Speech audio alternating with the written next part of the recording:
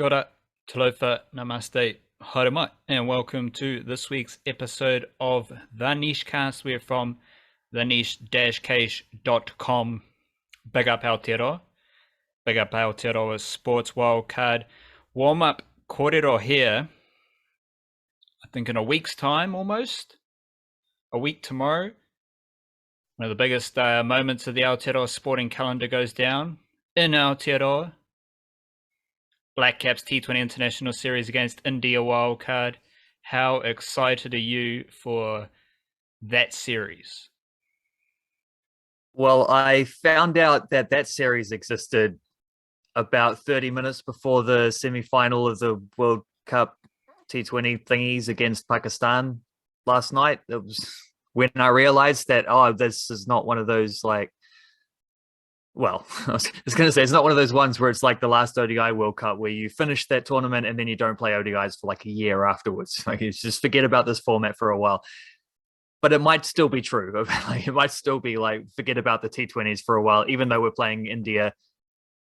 I struggle to see any way in which either of those teams take that series, particularly. I assume it's T20s, actually. Is it one of them ODI series? What is actually going on with that? Like, what are they doing?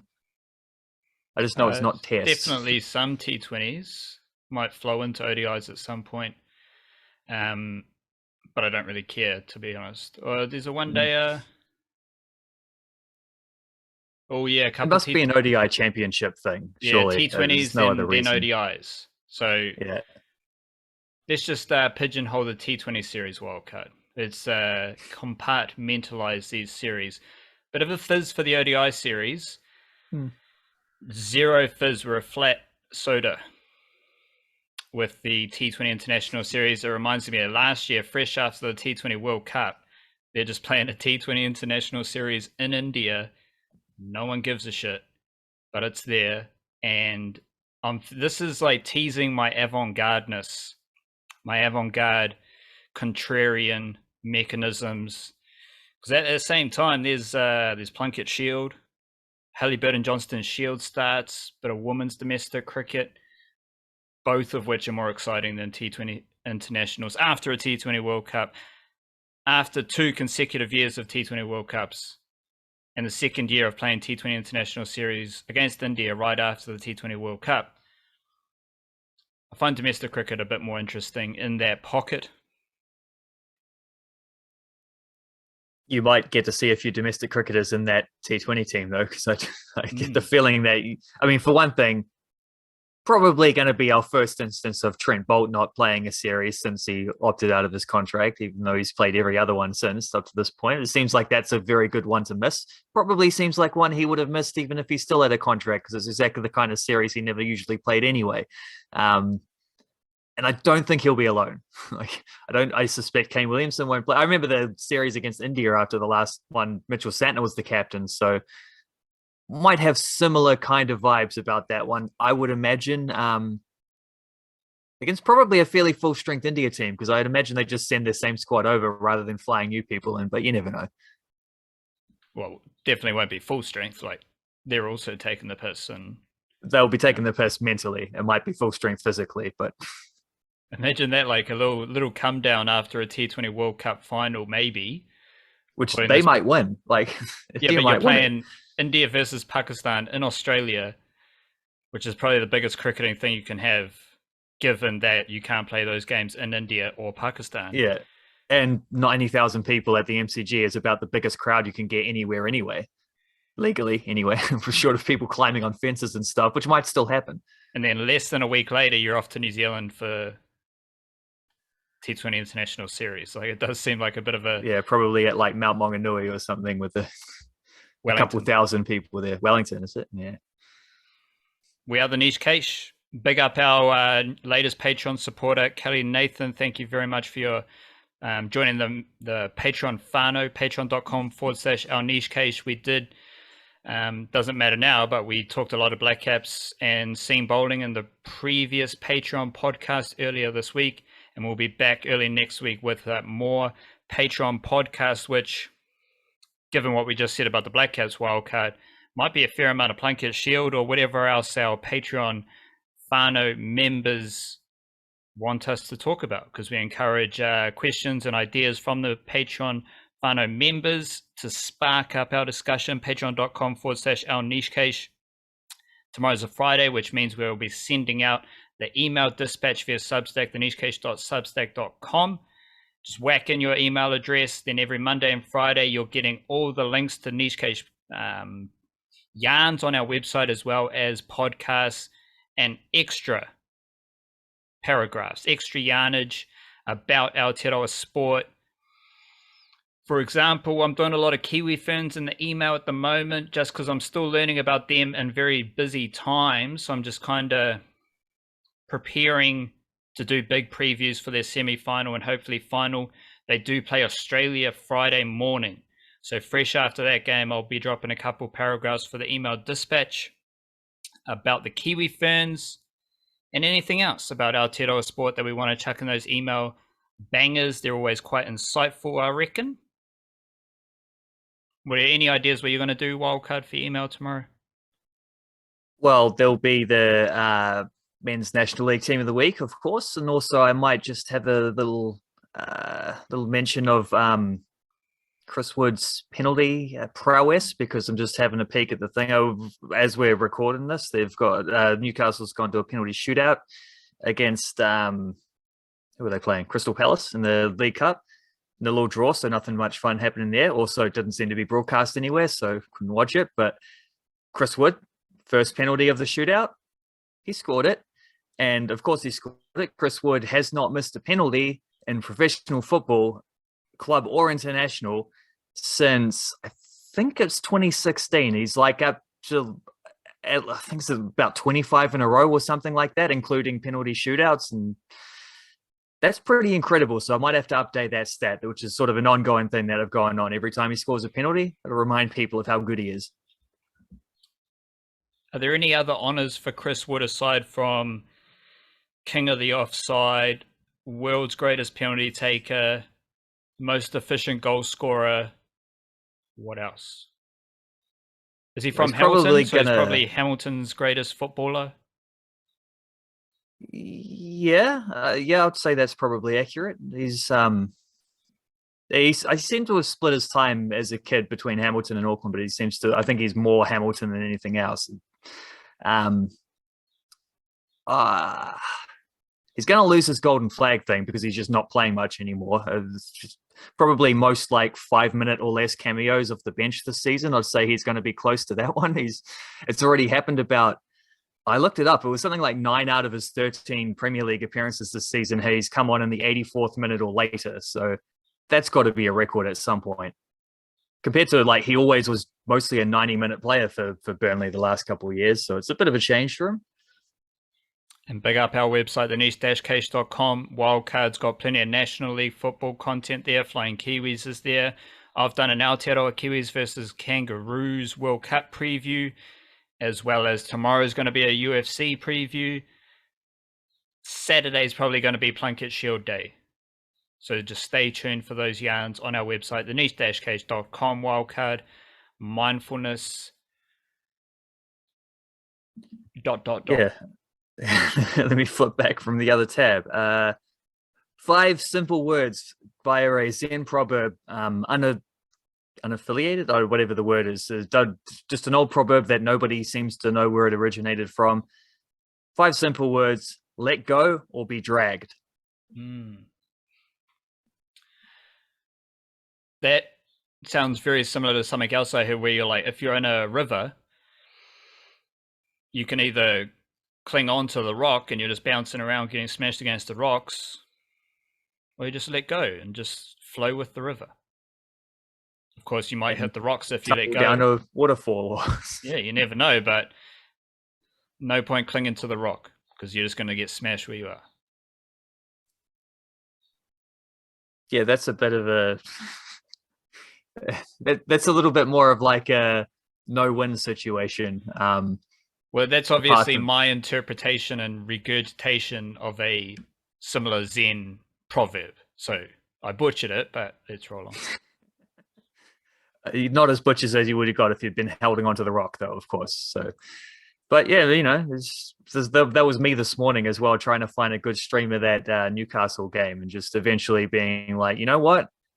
There's only so many pop-ups and failed video loadings and whatnot, and misdirections and websites that crash and things that tell me I can't watch this because there's an ad blocker. So I flip to the other browser, which doesn't have an ad blocker, and it doesn't work there either. So at some point, let go or be dragged. Rather than dragging my whole morning out, I'm just getting annoyed. I'm just going to have to settle for the highlights of this game, unfortunately. Seems like nothing really happened until the shootout, so might have actually saved me some time there.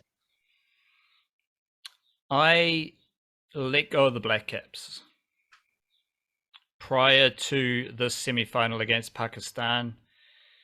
I had released myself of any expectation, and I was actually trying to be as mindful as possible about the fact that the Blackcaps from Aotearoa, as we know, the greatest sporting nation in the world, have once again made the semi-final stage and among the 4 best teams in the cricketing world.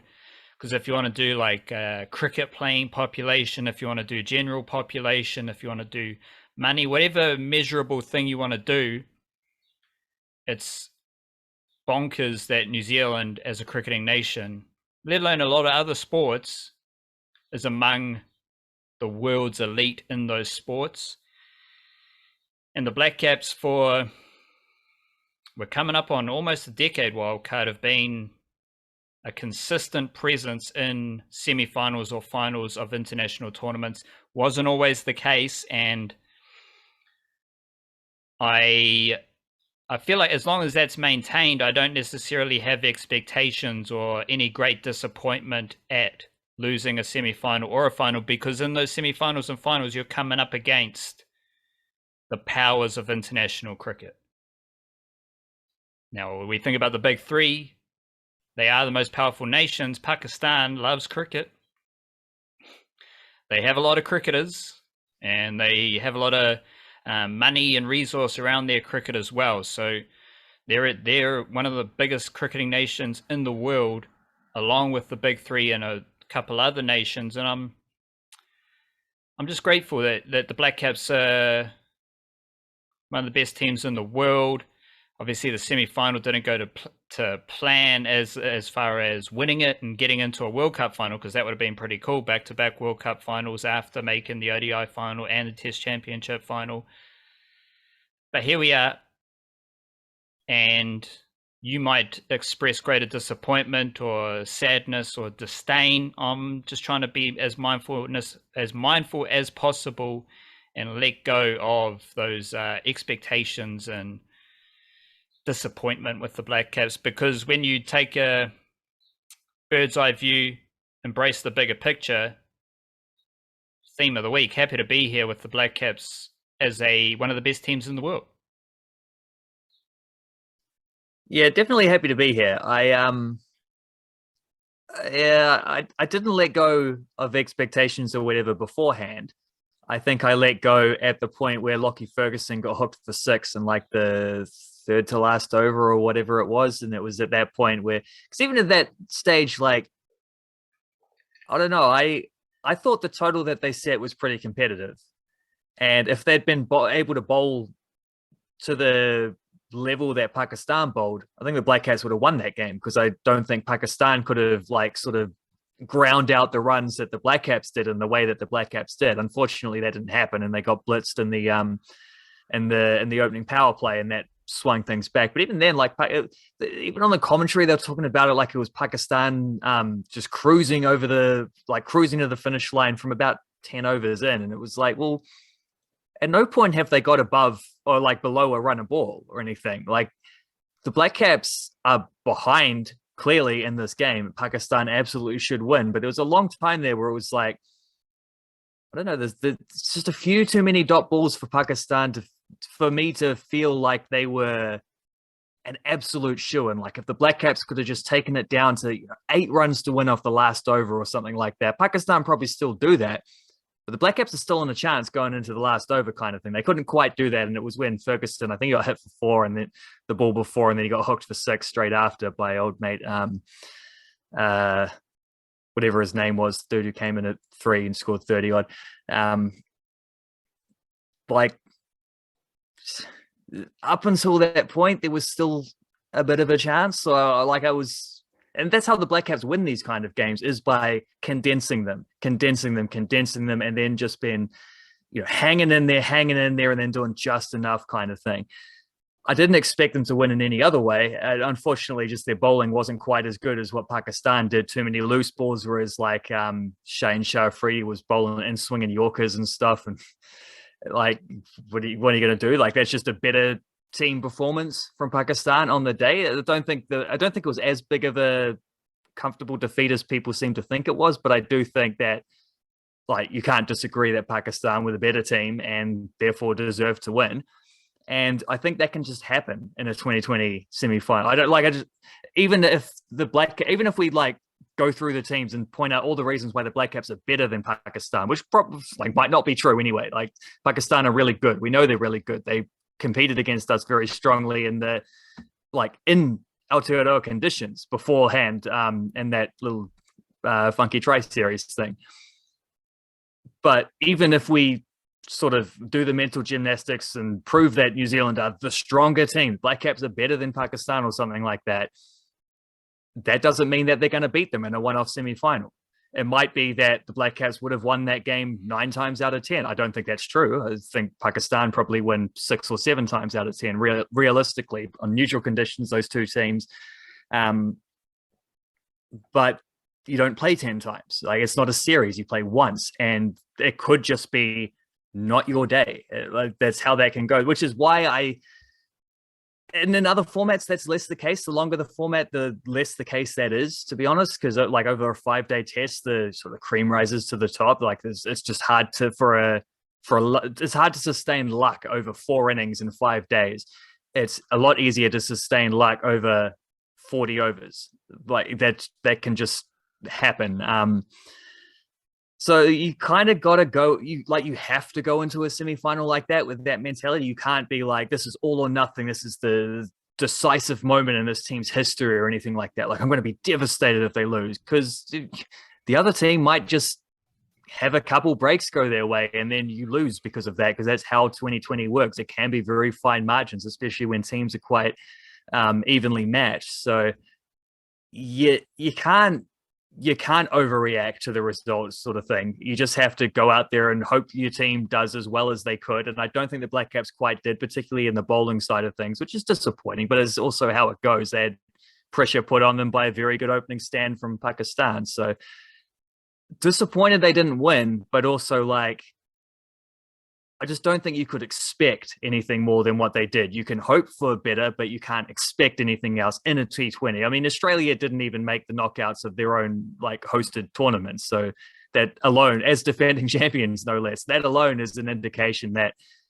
the stuff can be very unpredictable or just a little bit wild. And in a one-off semi-final, who knows what can happen? Oh, the Black Caps got there. They bought themselves the lottery ticket. That's the bit that matters. That's the bit that can be controlled. After that, you're worrying about a few too many intangibles. And unfortunately, that didn't quite go their way. And that's why they lost. But I don't know. It was a decent enough thing. How do you feel about the tournament as a whole? Because it does feel like their best performance was clearly in the first game. And then after that, it was a little bit more of a slog. But, like, that's also how they play in tournaments. So I don't necessarily know if that's should be seen as a criticism, but do you think differently about their overall tournament performance because of how it ended?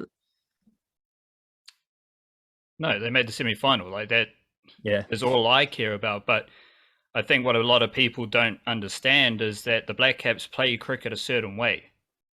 Yeah, exactly. And that certain way gets them to the semi-finals of every major event.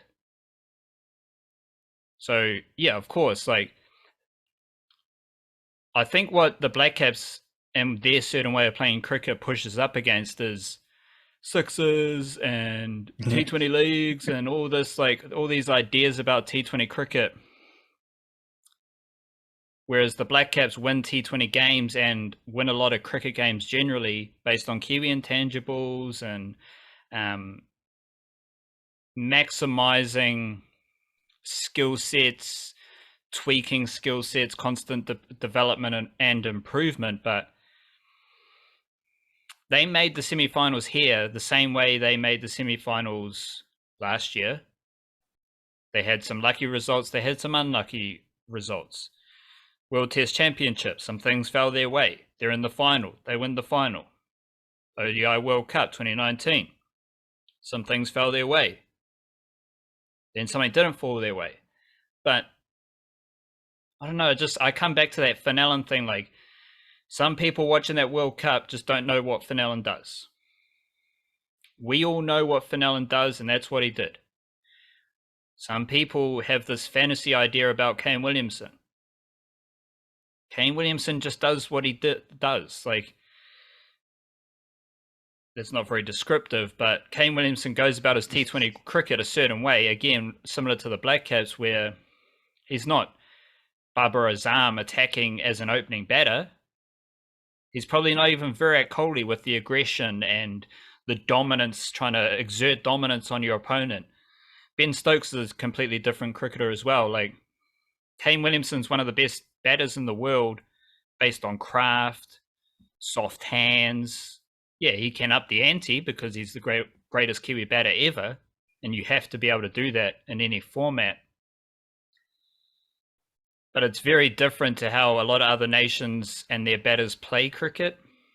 And I think the Blackcaps have, so similar to the Fenelon Kane Williamson perception ideas,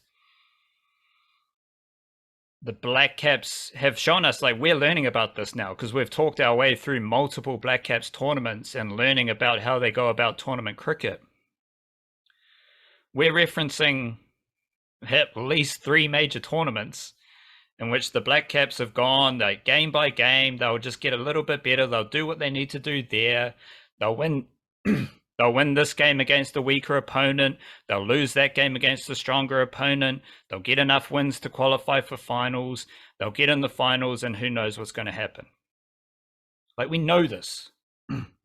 We have seen this, well, nearly every year over the past few years, because you had the ODI World Cup, Test Championship, T20 World Cup, T20 World Cup. So we've basically seen it every year for the past 3 to 4 years. And still there's some perception about New Zealand playing cricket differently. So I guess that's how I feel content is that I know this Blackcaps recipe just led to another semi-final. And as long as you get yourself into that final, anything can happen. Same with International Rugby League, same with International Test Rugby Union, whatever test international arena, like, you put yourself into those situations, anything can happen. But for some of the best cricket teams in the world, they do not put themselves in that situation. And the teams we can put alongside the Blackcaps as far as, like, cricketing nations, they're never in those situations. Or they were in those situations and they're no longer there because the Blackcaps took over. That sounds like a West Indian thing. Some of it, yeah. Yeah, like, no other team has made the last 4 ODI World Cup semi-finals in a row. No other team has done that. Not only did the Blackcaps do it, but old mate Lutaru Taylor played in all 4 of those. He's the only player who was in all 4 of them. They've made 3 T20 World Cup semi-finals in a row, and, like, the one aspect of this that sort of, like, grates a bit is that they maybe, when they get there and then they don't produce necessarily at the same level. But also, I think, like, it would, if they just won one of those World Cups, there's the Test Championship, clearly, which is the thing that takes the heat off until makes this just a grating thing rather than, like, an overwhelming dark cloud. Just one of those World Cups that takes some of that pressure off. But I also think that formula just doesn't work quite as well. Or it does, but it depends on the opponent. Because we saw in the ODI World Cup, India, it worked against them because they felt the pressure. And the Blackcaps were able to slow things down and dictate things a bit more. Pakistan didn't get dictated to in this. Neither did Australia in the final last year. And that's why, that's how they lose, because they're not necessarily a team that can change things when things go away from them. They need to, like, they're very good at forcing teams to play on their own terms. But when that doesn't work, there's not necessarily a backup plan because they're not the kind of team who can just chuck in some like pinch hitter in the middle order who's going to go ballistic. Like they have guys who might be able to do that, but it's just not how this team plays. And they don't necessarily like maybe short of like, I don't know, Lockie Ferguson's raw pace. They don't necessarily have X factor in their bowling lineup. So if like Bolt's not swinging it, or if he's a little loose, or if Southie's slower balls are being picked up, which both of those things were happening in that game against Pakistan, there's not necessarily a plan B there either. And I think that was probably where things went awry. But you know what? There's an ODI World Cup next year as well. And guess what's probably going to happen? The Blackcaps are going to turn up. They're probably going to lose at least one game in the group stage against a team like England or Australia or India or Pakistan or whoever. But they're also going to beat all the teams they're supposed to beat. And they're probably going to make the semifinals by doing so. And when they get to the semifinals, maybe they'll win one. And if they win that one, maybe they might win a final. Like that could happen if you just one of those. Just because they didn't beat Pakistan in this semifinal doesn't mean they couldn't have beaten Pakistan. I think we know for sure they could have, especially in a 2020 situation. An ODI World Cup next year, and I think maybe everyone has hopefully, well, everyone in this country at least has probably learned by now. Like, just don't. It's not. I was going to say, don't bite the hand that feeds you. It's not quite that. But like, surely we know what to expect from the Blackcaps. Like, don't expect them to be a team other than what they are, and that might mean that they get to the semifinals and don't go further. But don't expect them to. Like, also expect them to do the thing that has been so successful for them at these other things.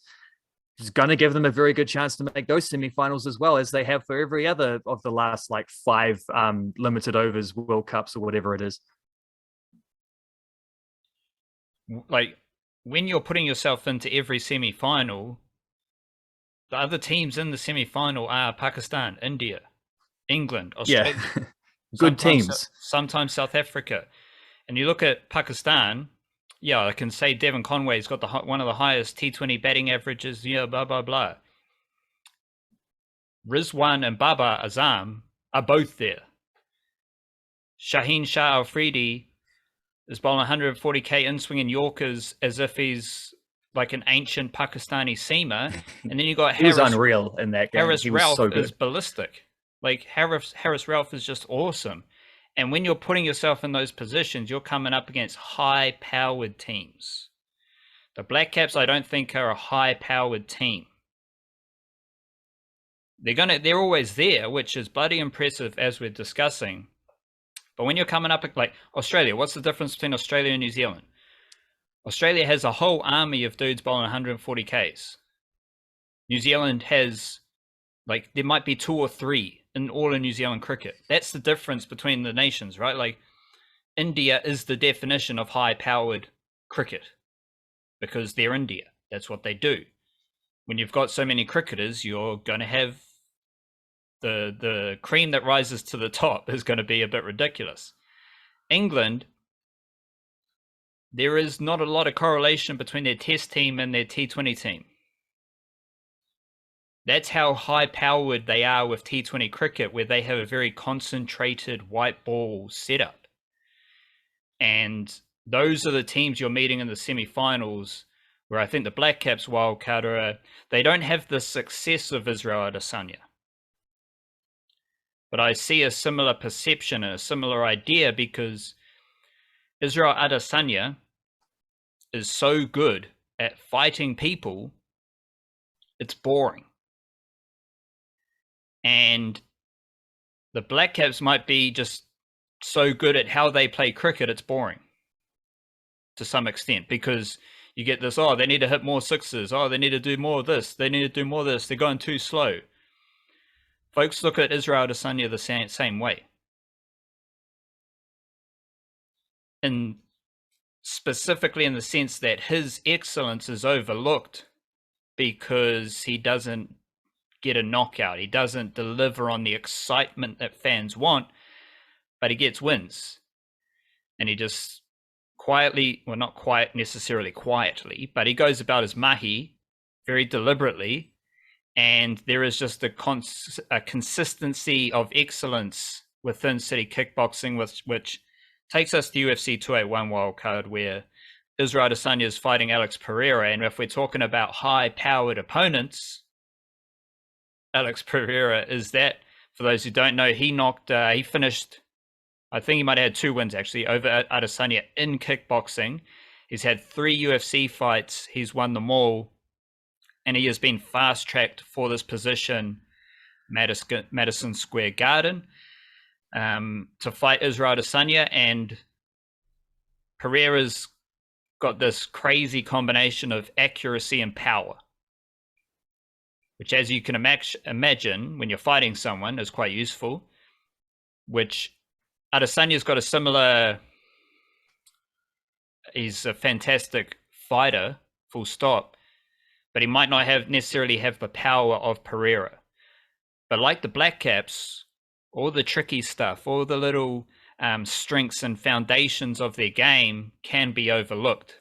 So Adesanya doesn't necessarily have the power in the finishes, but no one can touch him. Or he doesn't get hit. Or the opponent just like freezes in front of him because of all the minor stuff he's doing. Like when you're talking about Blackcaps opponents maybe not dealing with the pressure, maybe that comes from they middle a shot to the boundary and they're like, yeah, that's 4. And then suddenly Glenn Phillips is stopping it, and you're like, oh, well, I just middled 1 for 2 and I don't feel so good about myself.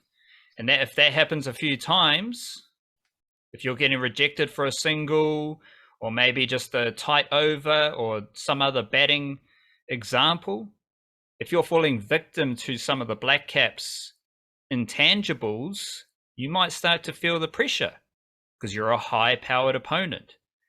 So I just made up some parallels there between Blackcaps and Israel Adesanya, which I think are quite applicable for both. I think it's a good comparison, sorry.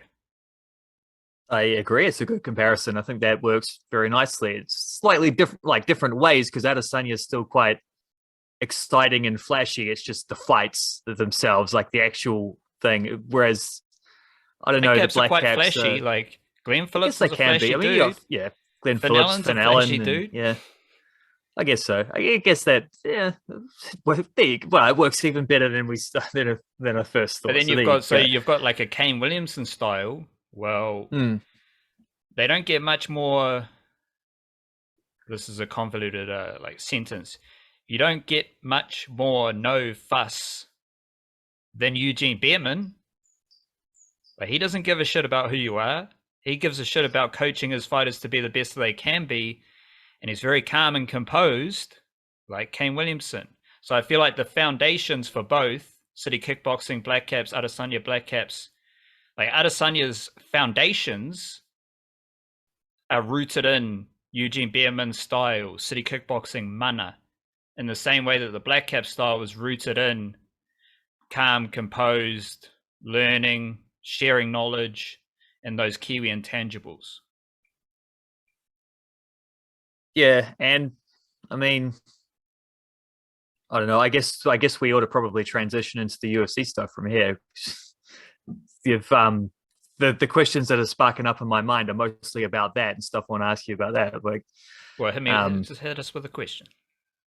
Well, okay. So Pereira, you said, has fought 3 times in the UFC, which seems like not a lot in order to find yourself in a world title bout already. There is the previous with Adesanya from the kickboxing days, which I guess adds to the spectacle, adds to like the marketing side of things and the rivalry.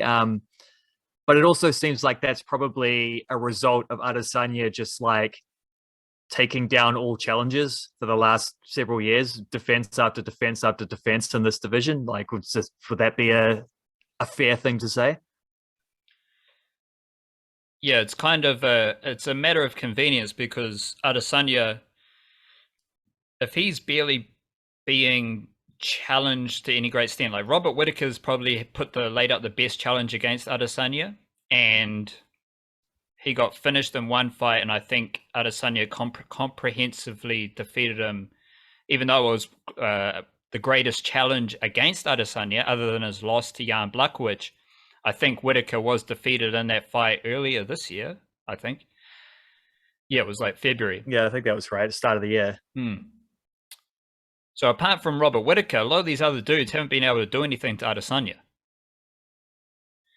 And also Whittaker's beaten most of them as well, hasn't he? Exactly. So that plays into this idea, like Adesanya is not necessarily having the most entertaining fights, like his dominance isn't entertaining.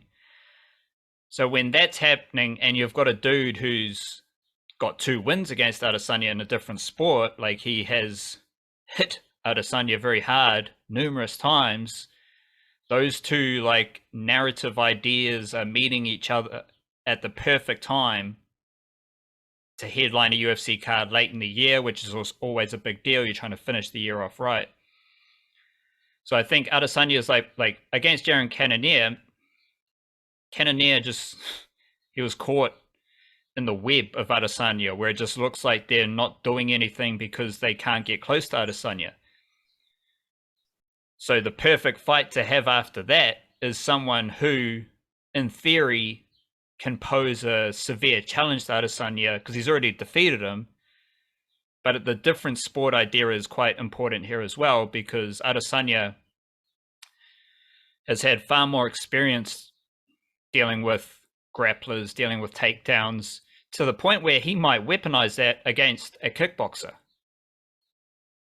Because Adesanya has had to do he knows what it's like to be on the other side, doesn't he? Exactly, and he probably Pereira's only recently come into MMA, so he was doing kickboxing before, and there's only so much grappling training you can do, whereas Adesanya's grappling training features UFC fights, like in octagon experience against dudes who title fights, and their strength is grappling.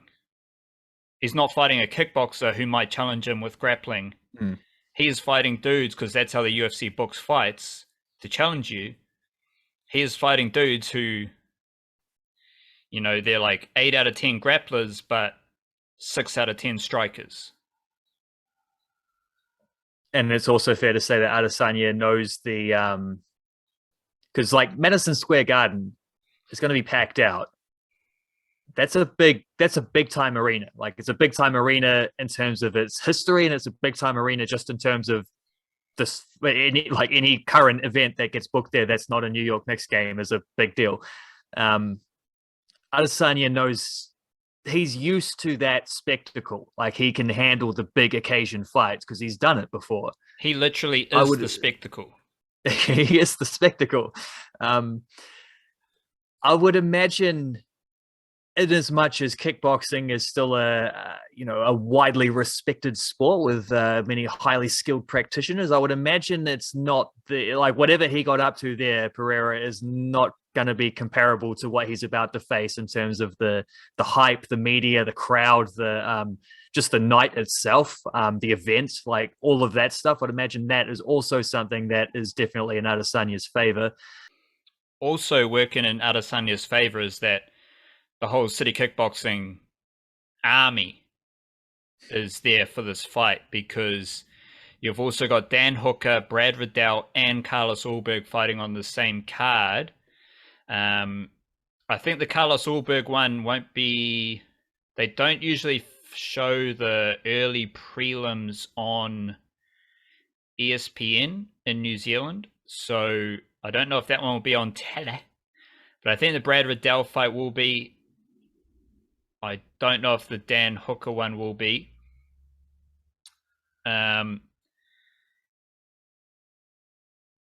I think the Dan Hooker one is on the pay-per-view. Brad Riddell is on the... He might be on ESPN, the last fight on ESPN before it goes to pay-per-view. Who knows, though? Dan Hooker, Brad Riddell, they just need wins. So for a casual sports fan from Aotearoa, don't even worry about who the other guy is, what they're doing. Dan Hooker and Brad Riddell just need wins. They're coming off 2 losses each, and yeah, they just need a win, get back on the track, because like the Blackcaps wildcard, haven't quite been able to get over their respective humps So just a win there will be nice. Carlos Ulberg, he's had a couple wins, but I think he's now fighting a bit more of a grappler. Nikolai Nigamaranu and Carlos Ulberg also needs a win. So like, I'm just, to simplify, like the narrative and the whole yarn around Israel Adesanya versus Alex Pereira is really important, because that's why we're here. That's the only reason this fight is booked right now, is because of the whole backstory and everything around, everything outside the octagon, as well as what's happening in the octagon.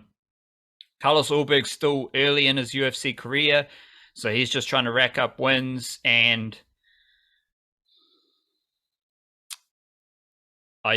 like, when you're dealing in the depths of the UFC talent pool, you get some random characters, so it's always quite hard to assess like the quality of the opponent in that stage of a UFC career. Brad Riddell and Dan Hooker, like Brad Riddell stormed through that stage of his career. Now he's had 2 losses. Entertaining fights. He's always an entertaining fight. Dan Hooker's always an entertaining fighter as well. Carlos Ulberg, definitely a striker, cut from the CKB cloth. So they're all very entertaining fights. You just need a win. So don't really worry about who they're fighting. Don't get caught up in those like mangroves. Whereas Adesanya, you're probably wise to absorb as much information as you can, really learn about what he's going to, like the history, and then what they're going to do in that fight, headlining an MSG card.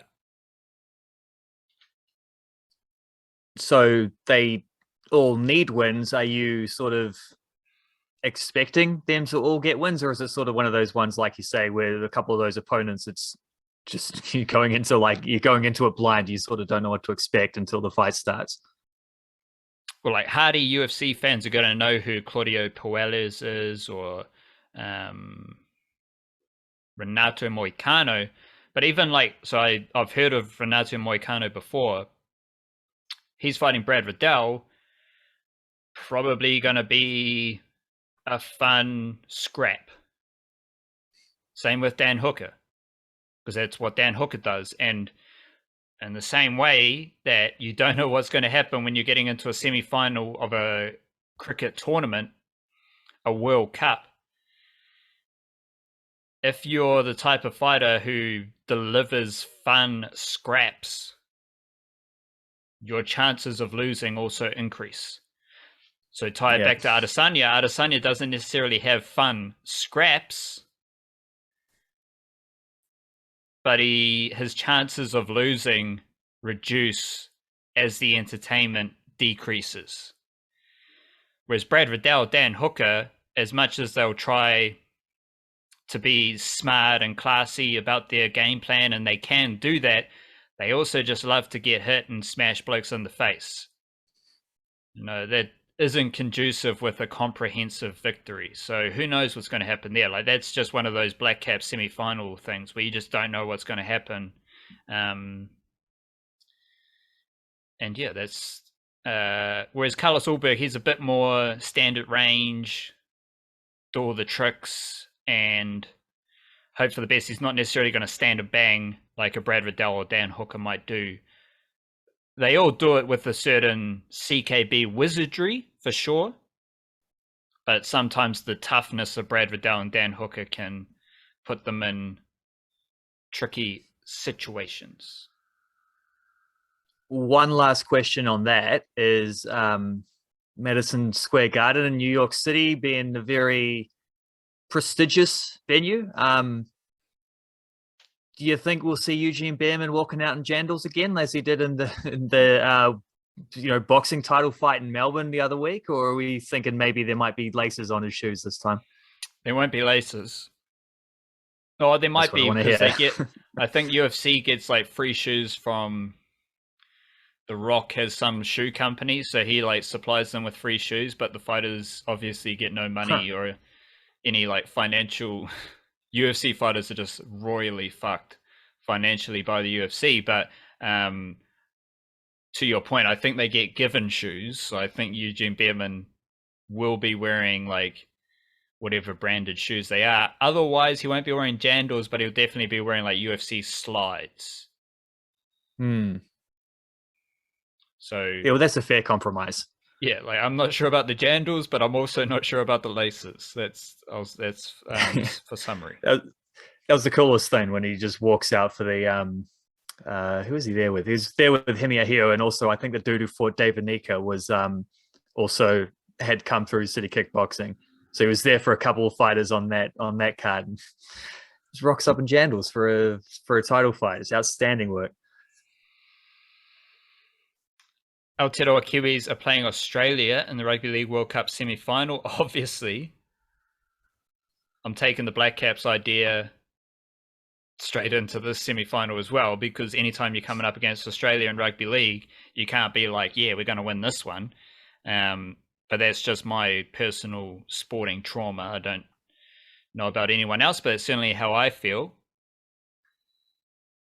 Kiwis have had a few wins. 2008 World Cup final, Four Nations victory, I think is in there as well. So they have had some moments, but we were talking about this pre-show wildcard, and I've done a big Aotearoa Kiwis preview. So some of the details, shout out Isaac Liu, Aotearoa Jr., one of the most important players against Ireland, one of the most important players against Fiji. Don't think he's going to play the semi-final because Moses Leota will come in. Hopefully he does play, but if he doesn't play, respect to the Kiwi also, Isaac Liu, Aotearoa. Really important mahi from him against Fiji, especially, like one of the most active Kiwis forwards. Might not have even been there if Leota or Niokore was playing, if Waidea Hargraves didn't want to get suspended every game. Suddenly Isaac Liu's there. Tough season with the Titans after leaving the Roosters, but he still gets selected. And then he's just there against Fiji as one of the better players. So got mad respect for Isaac Liu. Something I didn't put in that preview wildcard was a lot of Aotearoa Kiwis footy has come up against Cameron Smith with the Kangaroos. And I believe Cameron Smith is the greatest rugby league player ever because he controlled games. And he controlled games at every level. He controlled games for Melbourne Storm. Yeah, lots of players control NRL games. Less players control NRL games for over a decade. He also, at the second highest level of rugby league, State of Origin, he dictated games for Queensland. And the feeling of New South Wales fans, I think, is the same feeling I've had as an Aotearoa Kiwis fan, where it's like, why do we have to have this dude coming up against us like every time? And the example I used to you, Wildcard, in preparation was some of the NFL narrative where it's like, if you're in the same division, you have to play this team with Tom Brady or Peyton Manning or Patrick Mahomes. You have to play them more than any other team over the next 10 years because they're in your division. And you're like, well, we're never going to like be better than them because they've got the best quarterback in the league. I feel exactly the same about Cameron Smith because he's also controlled international games, and we did some stats. He's played 56 tests for Australia, and 29 of them were against New Zealand. And he did lose some games against New Zealand. Some big games too. World Cup final, a couple of Four Nations finals. But as long as he's in that team, I'm fearful of Australia. Not necessarily because of his game-breaking X-Factor ability, but he could just play you out of a game. Because when he wanted to, he'll dribble a kick into the corner. And he'll do another one. Suddenly the momentum's in Australia's favour. He could just dictate the whole game. NRL level, State of Origin level, and international test footy level. That era's over. Of course, there might have been Billy Slater, there might have been Cooper Cronk, Jonathan Thurston, Greg Inglis. Insert Australian legend here, Paul Gallen. Sam Thaiday, like whoever it is, Australia had some of the best players, and they had the best player. And if Cameron Smith wasn't dictating the game, Jonathan Thurston was dictating the game, Cooper Cronk was dictating the game, right? Like, these guys are just some of the best players ever. I don't have the same sense of fear with Australia right now. I'm not big up in the Kiwis as favourites because, again, we're in this semi-final zone where anything can happen. But I certainly don't have the same fear as I once did when coming up against Australia. And again, it's test footy. And what you need in Origin and test footy is someone dictating the whole game, controlling the game. When things get a bit loose, get a bit frantic, put a kick in the corner, put an early kick in, maybe get a 40-20, rally up on defense, go set for set, the grind of rugby league. Cameron Smith was the best at that. I think Nathan Cleary he's pretty good at it right now for Penrith Panthers as well. But I'm not necessarily scared of this Australian team as I once was. No, and that seems fair enough too, because I mean, there was just a very obvious group of players built around that Queensland State of Origin team where it's like, you knew at the time that in 10, 15 years time, when those guys have all been, retired for several years, still going to be thinking back on that team as like having 6 or 7 of the greatest players of all time, like just all in at once at the same wave. It's like, it's an incredible like coalition of talent to have, both for Queensland and for Australia. And the Kiwis did get some good wins over Aussie over the years. Like, it doesn't happen often, but they seem to be slightly better at getting the big game wins. And I think that's something that's, I don't know, I think that would be broadly classed under a Kiwis mana as well of the past for sure. I think that's something they still have in them. They're absolutely no doubt they're second favourites going into this game. Like, everyone's going to expect Australia to win. That doesn't necessarily mean anyone's guaranteeing Australia to win, because it is a semi-final and you never know.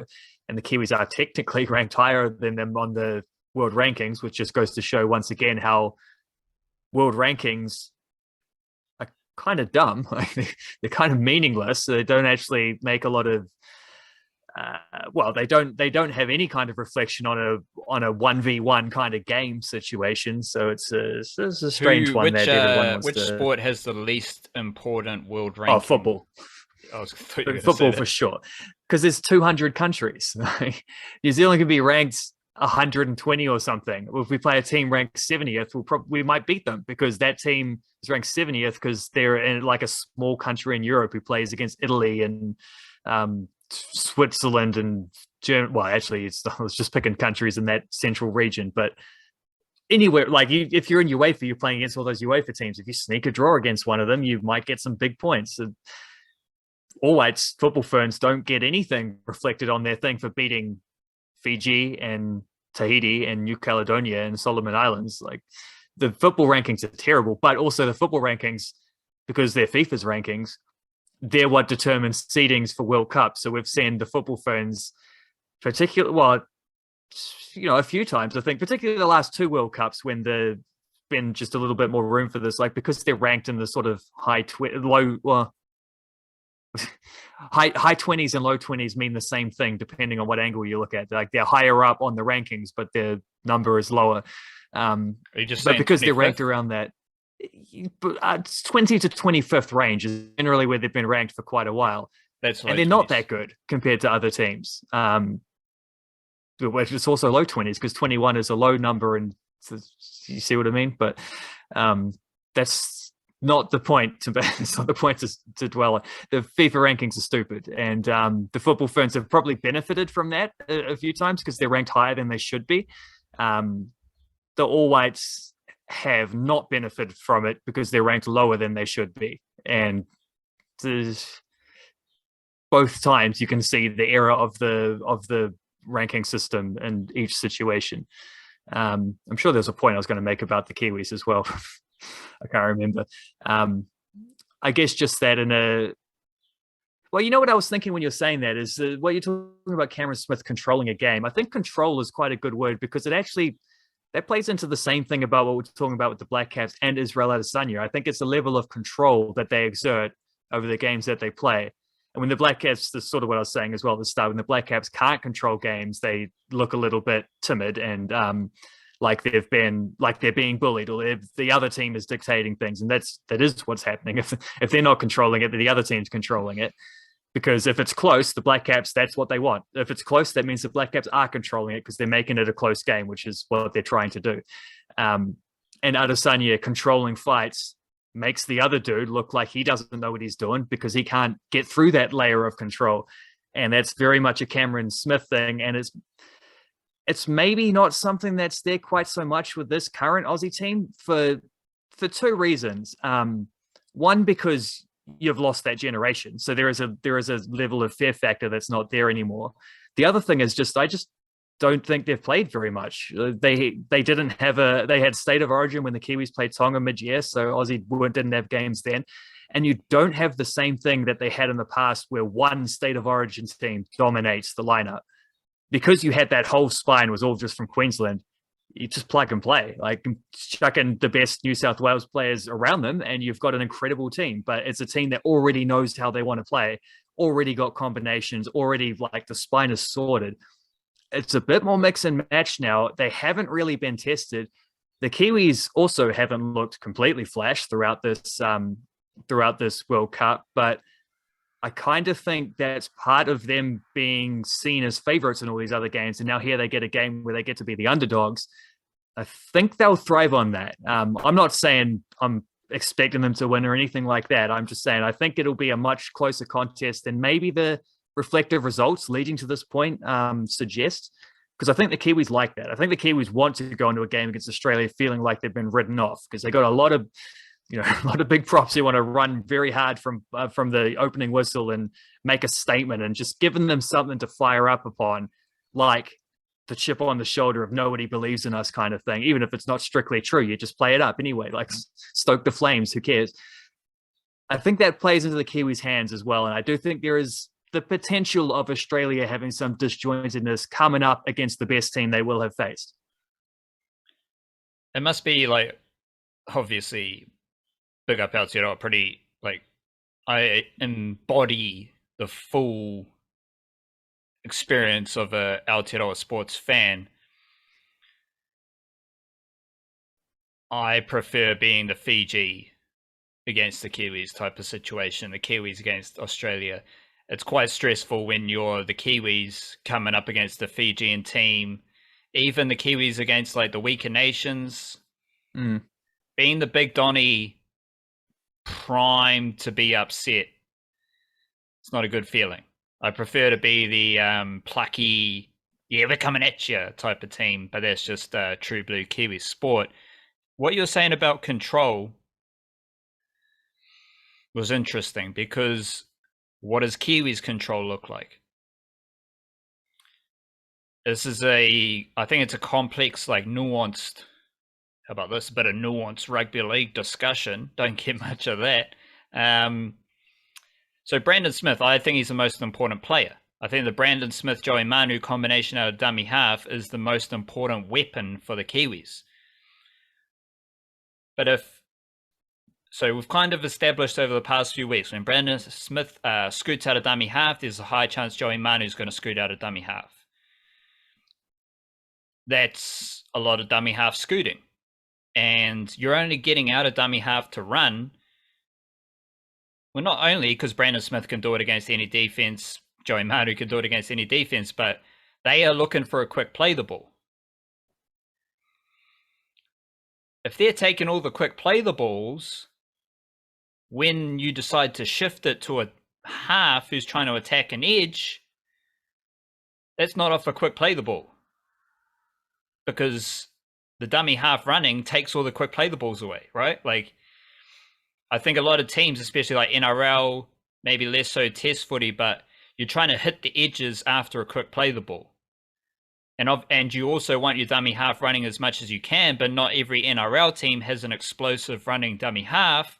So a quick play the ball because their dummy half can only pass the ball and make 40 tackles, the quick play the balls go straight to the half, who can then run or they can attack an edge. I think that has impacted the Kiwis' clunky attack, because the halves are getting the slow play the balls because two of the best runners in the world are taking the quick play the balls. I think it's actually working out all right, because what does Jerome Hughes do? Aggressive edge defense. He bounces back in field, and every time he's looking to kick. He can do a chip kick to the winger. He can dribble for a repeat set. He can bounce it off a leg to get the ball. He bounces off his right foot and looks for a kick. Dylan Brown has a very educated left foot step. So he's on the left edge. He's getting an aggressive edge defense. He bounces off his left foot, and sometimes he's tackled, sometimes he makes a couple meters, sometimes he does more side steps and makes a break.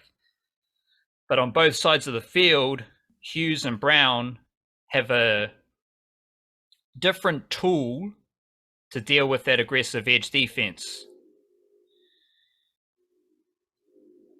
But it's not necessarily leading to crisp shape to attack an edge.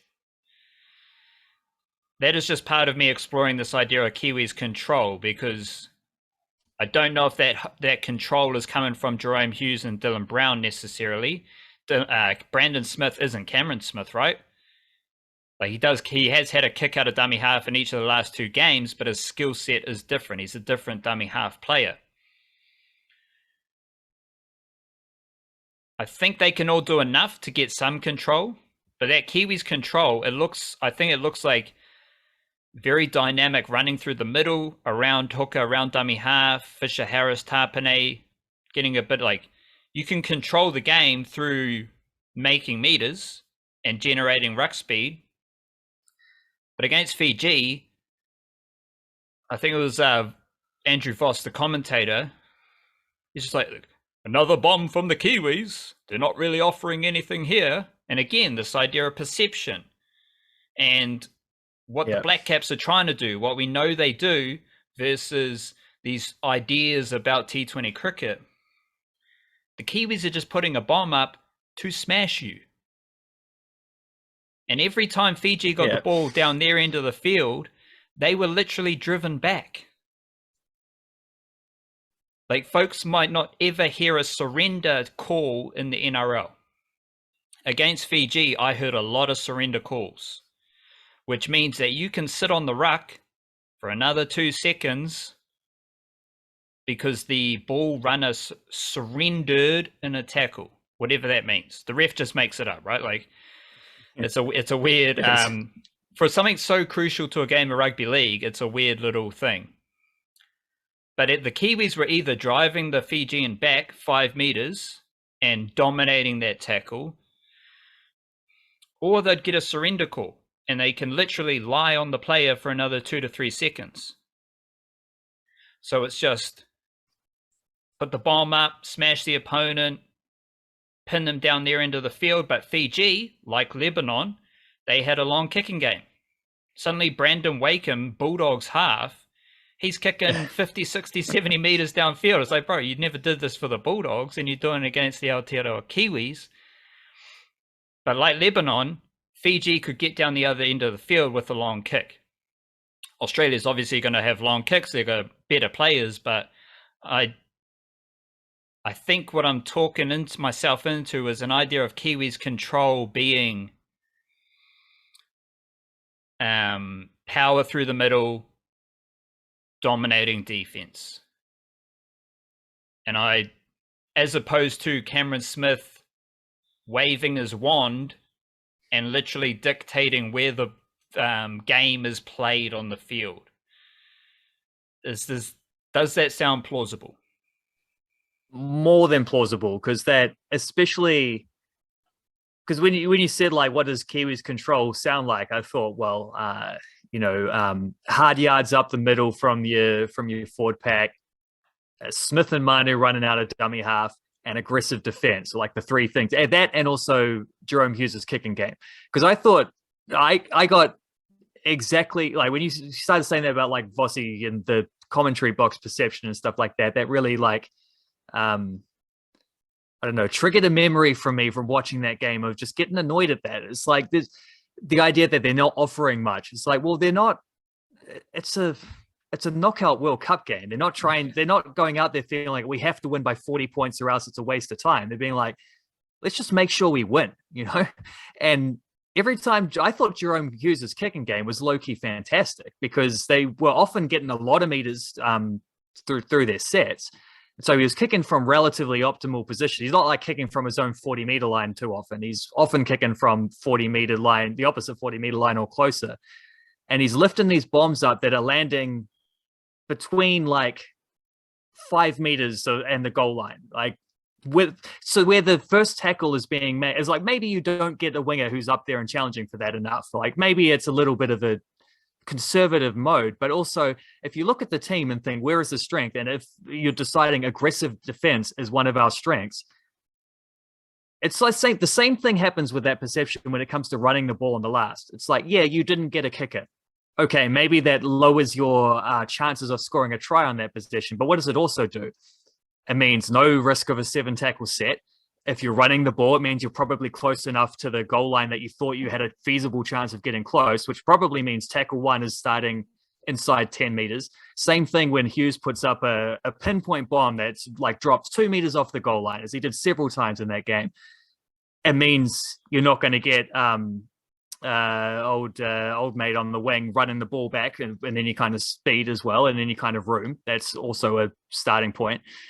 And it means tackle 1 is happening inside the 10-meter line, and you can get a roll on with your defense and really pick them back. The problem the Kiwis had, I think, and that is they gave away a lot of penalties, being a bit too aggressive in those defensive phases, which allowed piggybacked Fiji up the field. And as you say, they had a decent long kicking game, which was then pushing the Kiwis back their starting position. They were getting a lot of meters to make up for that. But, I mean, if you're starting 10, 20 meters further up, you're more likely to be in try-scoring position by the end of it. Little things where they would hope to fix, be more efficient at, for sure, against Australia. But I also think that formula is going to translate.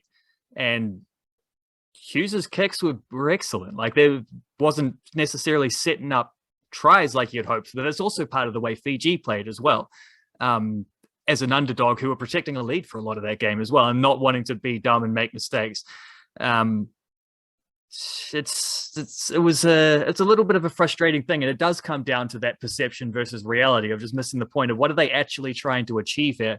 Like, oh well, they're setting their defense up to try force an error, to try keep an opposition team to like 35 meters in a completed set kind of thing. Like they're putting themselves in a position not necessarily to attack from this like last tackle kicking option, but in a position to attack from the next set if things go well. And they didn't always execute to make that possible, but there's clearly what they were trying to do. And it was a point that was missed, I think, because people were thinking Australia thrashed Fiji, so the Kiwis should thrash Fiji. So if it's anything closer than 20 points at any stage of this game, that means the Kiwis are playing bad and we need to find things to criticize about them, you know? What was the end product of that rugby league grind between the Kiwis and Fiji? A place in the semi-finals. Correct. And that stemmed from the last 10 to 5 minutes. There was absolutely. Like, there was a clear end product of the grind. Because Fiji, like, they could have been the better team for most of that game. Like, I say could have been because they may well have been. Yeah.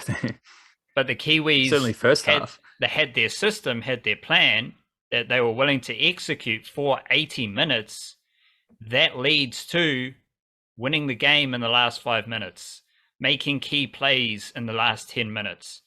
And I think that's a lot of what Test footy is about, especially in this Rugby League World Cup where English conditions, like we're not playing in Townsville on a Sunday afternoon.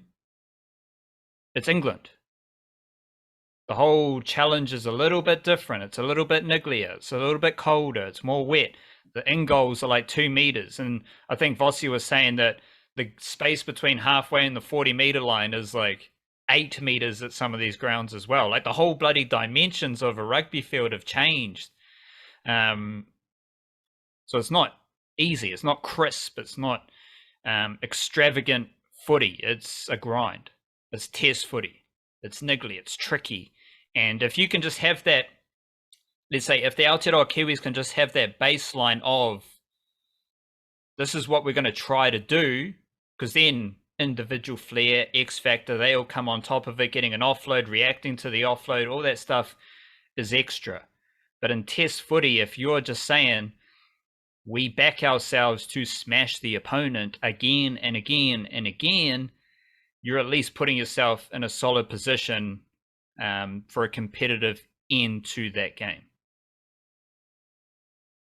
And it's not it's not about who's winning at halftime. It's about who's winning after 80 minutes, isn't it? And that's, absolutely. Like they wore them down and capitalized as fatigue set in as well. It's like it was very much an 80-minute plan, and that is going to be tested a lot more against Australia, I would imagine, because you don't necessarily expect them to run out of gas in the last 10, 15 minutes of the game. But we also highlighted ways in which the Kiwis can be a little bit more efficient, and that makes up for that.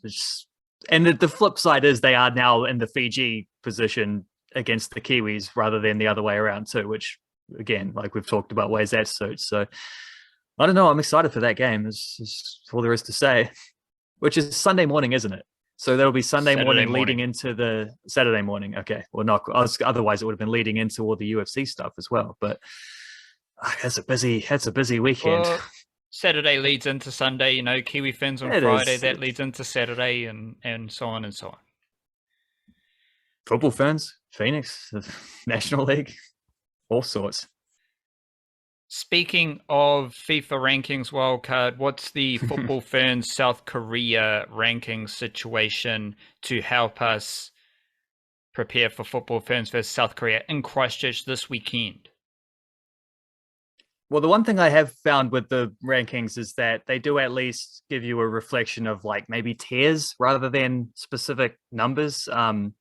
So it's one thing I've written about a bit recently is like the difference in results for the Ferns when they play against top 10 teams, when they play against sort of like 10 to 20 range teams, and when they play against teams, since they're a little bit after that, like teams ranked below them. When they play against top 10 teams, they usually get thrashed. They always lose. Not always thrashed, but they always lose and often are thrashed. When they play against sort of 10 to 20, 25 range sort of ranking teams, they're competitive. They can get results when things break right, but that is the tier where they're trying to like cover the distance. Like that's the one where they're trying to figure out, can we get good enough to get results of these teams? Because they're never going to be able to realistically beat America or England or whoever, Germany, or these kind of countries. Anything other than a freak incident kind of day. But maybe against teams, particularly in the lower teen rankings, maybe they can do enough to be able to beat them when things are in their favor. Like, for example, at a home World Cup, like against a team, say, such as, Norway is sort of, I think Norway are one of the better teams in that tier. Switzerland would be one of the worst teams in that tier, but those are the two best teams they'll play in their World Cup group. And then Philippines are ranked below them, so that's a team we would hope to be able to beat anyway. Just with the caliber with the quality the team already possesses, you would think they can beat Philippines at home. They just beat Philippines in a neutral venue in America a couple months ago, so that stacks up, and that was with a relatively weakened team. South Korea are in between Norway and Switzerland, sort of in terms of talent. So I think we played them twice in South Korea in the second tour under Jukka Glover. Lost the first game 2-1, I think, and then won the second game 2-0, which was a bit of a turn up. So first win for a fair while. Couple relatively late-ish goals, second half goals anyway. South Korea's, my abiding memory is South Korea's coach having an absolute meltdown about like, how do we lose to this team kind of thing on the sidelines at the end of the game, which is good fun. So playing them in Christchurch this time, it's a potentially winnable game. We beat them once in South Korea. I expect them to probably have improved and maybe not take us lightly. I think the Ferns will have also improved since then because they'll have.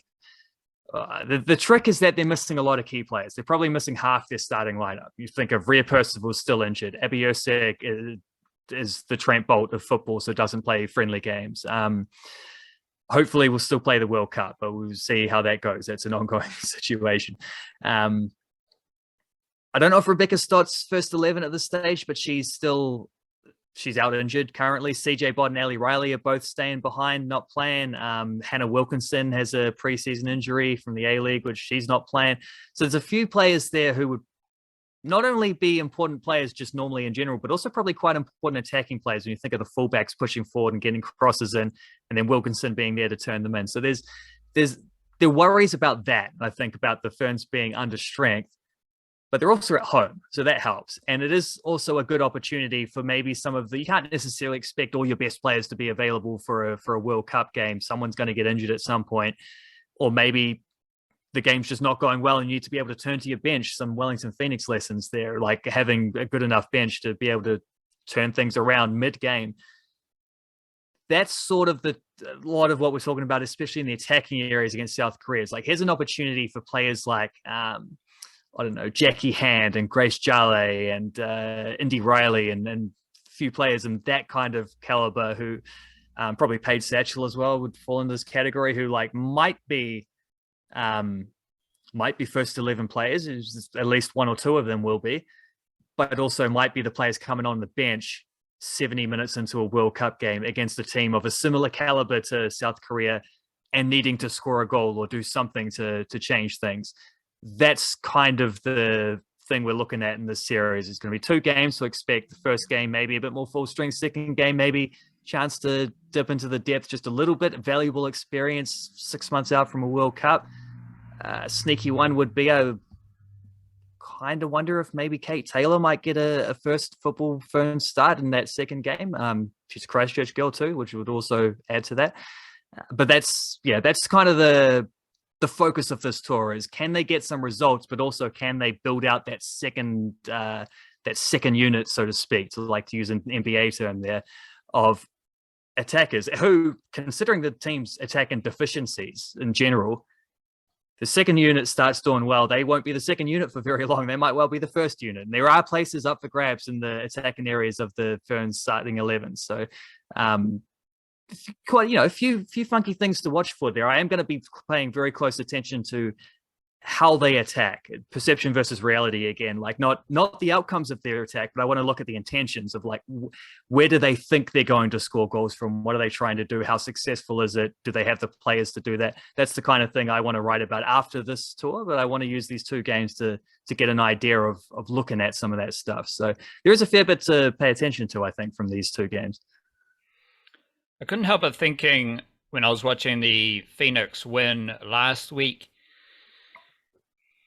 it's going to be pretty epic with the women's Phoenix team. Like, I think the Wellington Phoenix faithful are going to embrace the women's team, and I think it's going to be a fantastic opportunity for women's football, which is coming with the Women's World Cup. And now you've got this series in Canterbury, Christchurch, which is part of a wider theme that I remember from our discussions about Canterbury football.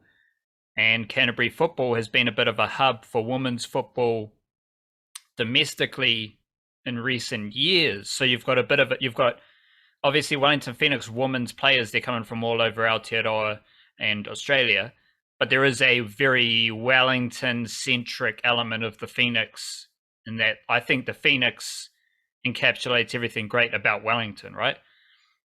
Now you've got this little pocket in Canterbury as well, and I think that's interesting just given the strength of Canterbury football. You're getting football Ferns games in Canterbury, and then you're getting the whole World Cup on the back of the Phoenix women, and a bit of football Ferns games being spread around the regions of Aotearoa. So I'm excited actually for women's football in Aotearoa, just with what's happening there. Wellington. The sneaky point on that to make is that I think the reason Christchurch are getting these 2 games is because they don't get any World Cup games. There was only 4 cities that were available. There's 8 groups in the World Cup, right? So there's like 4 cities basically that were going to get to host games, and the obvious ones, Auckland and Wellington, we're going to get Eden Park and Sky Stadium. Waikato with Hamilton Stadium, I think, one of the other ones, and then it was sort of like up for grabs. Dunedin with Forsyth Bar, or Canterbury with not much in particular in terms of stadiums right now. And obviously Dunedin got the bid there, so Christchurch don't have World Cup games, but they do get the first 2 games of the homecoming sort of, the next 8 months is going to be a lot of games played on Aotearoa shores for the football Ferns. Christchurch get like the start of that. They don't get the end of it, but they do get the start of it. And there are a few, like I think Kate Taylor, Ashley Ward's back in the squad, Michaela Moore's from Canterbury, obviously no Annalie Longo, but there's a couple others. I'm not looking at the squad list now, so I can't think off the top of my head, but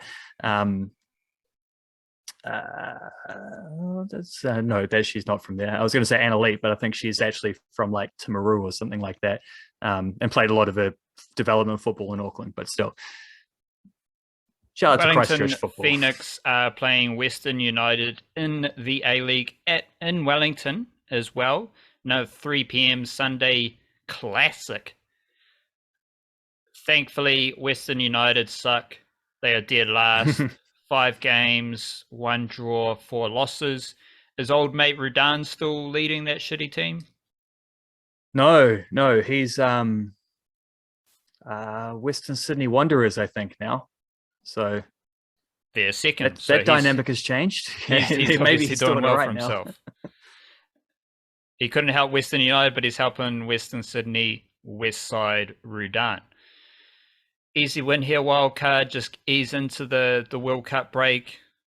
Another festival of goals in Wellington. Obviously, lots of goals last week. Clayton Lewis, banger. I think it was Mr. Spoonley on the commentary predicted that was going to happen. Like as soon as that free kick was blown by the referee, it was just like, Clayton Lewis is going to put this in the goal. And that's exactly what he did. And it was pretty epic. How are you feeling this week? They need to finish this first stanza with a win at home, I think, just to keep the positive vibes flowing into whatever's going to happen over the next few weeks. I don't know. But sneaky chance. Like, how are you feeling about this game? Obviously, we talked about the dynamic between a favorite and an underdog a lot in this podcast, but I'm comfortable with the Wellington Phoenix favorite tag. Particularly at home. Vic Hassan and Gabby Rennie are the other 2 Christchurch players in the squad as well, I remember. And Vic Hassan actually, I think, captained them in one of the recent games. So the game against Japan, I think it was. So decent chance that she might get to captain the football Ferns in her hometown as well, which should be pretty cool. Believe Clayton Lewis grew up in Wellington as well, so there's a hometown thing there as well for him scoring a lovely goal at the home stadium. I had that feeling too. I thought like he's going to score a free kick at some point. I did have a good vibe as he steps up to take that, so it was a nice moment. I kind of thought which goal was it? Was it the Ben Wayne goal? I think there was another one that was either straight after or just before it. I think it was Ben Wayne's one. Kind of thought that was a better goal too.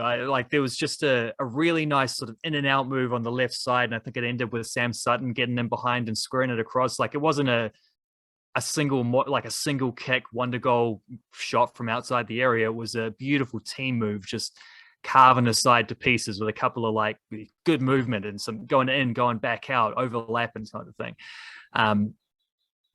All playing into what was a really kind of festive atmosphere, I think, in the once they retook the lead in that game, it really felt like they were just rolling. And a lot of that was, again, theme of the Phoenix season so far, seeing like players coming off the bench and really sparking things up and giving them an extra shot in the arm. And I think that plays in nicely because it felt like they were bubbling before that. And there were a couple of games where they started quite poorly, but the comeback draw against Melbourne City away did seem to give them a nice bit of energy. And then they played that off into a lovely home win, which I think plenty of momentum now for this team. And this is a winnable game. And I think they're back at home again. They are at, which is I think anytime the Phoenix play at home, this Phoenix team is good enough to feel like they should be winning no matter who they're playing. If it's a home game in Wellington, home crowd, all that stuff, and hopefully the crowds will get bigger and bigger as well as they get more momentum. That should be bigger this week off the back of a solid win last week, seeing some goals flying in and all this. So pretty confident, and I don't know. You just sort of had to stick through the Phoenix a little bit for the first month as they had a few draws, but then it gets to the point where it's like, now they've got that first win. Now it feels like they've potentially could shoot up the ladder with another couple wins, because I think there's a few home games actually over the next couple weeks. I think they're in a pretty good place right now. I think there's a lot of happy players there, feeling like everyone's pushing in the right direction. So they're a spectacle viewing at this point, I reckon. I think that's a game that's well worth watching, because I think we could see some more flashy goals. Beauty. We will wrap up the niche cast there. Big up Aotearoa, big up Aotearoa Sport. Lots of fabulous sporting action to enjoy. Huge weekend coming up, isn't it? Raise your mana while you're enjoying the Aotearoa sporting weekend. We'll be back with email banger tomorrow. Lots of niche case yarns on the website, theniche-case.com. Podcast early next week as well. Stay tuned. Kia kaha. Stay beautiful. Chitcher.